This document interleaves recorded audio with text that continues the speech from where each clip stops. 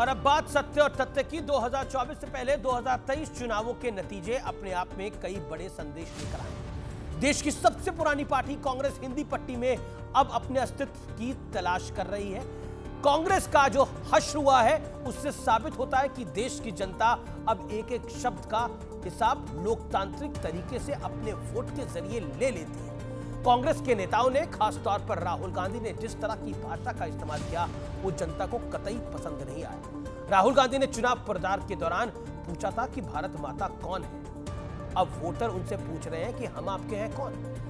Bharat cricket world cup हारा तो राहुल गांधी समेत पूरी कांग्रेस पार्टी ने प्रधानमंत्री मोदी पर अपशब्द बोलने की एक होड़ सी लग गई, लेकिन पब्लिक सब देख रही थी। तमिलनाडु के सीएम के बेटे उदयनिधि स्टालिन ने लगातार हिंदू और हिंदुत्व पर निशाना साधा, सनातन पर निशाना साधा, सनातन को खत्म करने की वकालत तक कर डाली। लेकिन सरकार में उनकी भागीदार कांग्रेस ने इसके विरोध में एक शब्द नहीं कहा। मीडिया ने कांग्रेस के मन की बात नहीं की तो नाराज होकर उन्होंने लोकतंत्र के चौथे स्तंभ के कई पत्रकारों को बैन कर दिया। फ्रीडम ऑफ स्पीच की दुहाई देने वाली कांग्रेस का यह दोहरा चरित्र भी देश देख ही रहा था।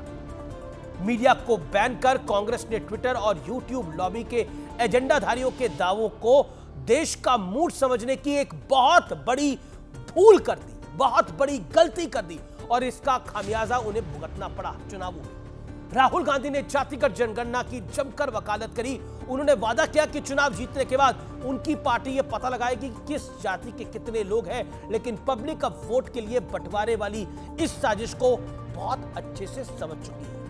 कोइंसिडेंस देखिए, कांग्रेस पार्टी के पहले अध्यक्ष एक अंग्रेज एओ ह्यूम थे और कांग्रेस डिवाइड एंड रूल की पॉलिसी पर चलते थे और आज वही कांग्रेस 80% आबादी में बंटवारे की प्लानिंग करती है, जैसा बीजेपी आरोप लगाती है। जब इसमें कामयाबी नहीं मिली तो दक्षिण में चुनाव जीतने पर नॉर्थ वर्सेस साउथ को लड़ाने का पासा फेंक दिया गया। ये पहली बार नहीं था जब कांग्रेस ने उत्तर और दक्षिण भारत में फर्क पैदा करने का एक गंभीर प्रयास नहीं किया। इससे पहले 24 फरवरी 2021 को त्रिवंतपुरम में राहुल गांधी ने कहा था कि दक्षिण भारतीयों के मुकाबले उत्तर भारतीयों की सोच सतही है।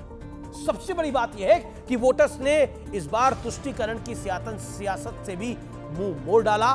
फिर चाहे उदयपुर हो जहां कन्हैयालाल साहू की गर्दन काटकर हत्या कर दी गई थी, वहां कांग्रेस की बहुत करारी हार हुई, या फिर छत्तीसगढ़ की साजा सीट जहां ईश्वर साहू के हाथों कांग्रेस के कद्दावर नेता रविंद्र चौबे हार गए। पेशे से मजदूर ईश्वर साहू के बेटे की बेरहमी से सांप्रदायिक दंगों के दौरान हत्या कर दी गई थी और बीजेपी ने इस बार उन्हें अपना कैंडिडेट बना डाला था। Moral of the story is यह है कि ना तो शॉर्टकट्स के रास्ते परमानेंट पॉलिटिक्स की जा सकती है और ना ही वोटर्स को लंबे वक्त तक मूर्ख बनाया जा सकता है। इसलिए विपक्षी दलों के लिए फिलहाल तो 2024 का रास्ता बेहद कठिन दिखाई दे रहा है।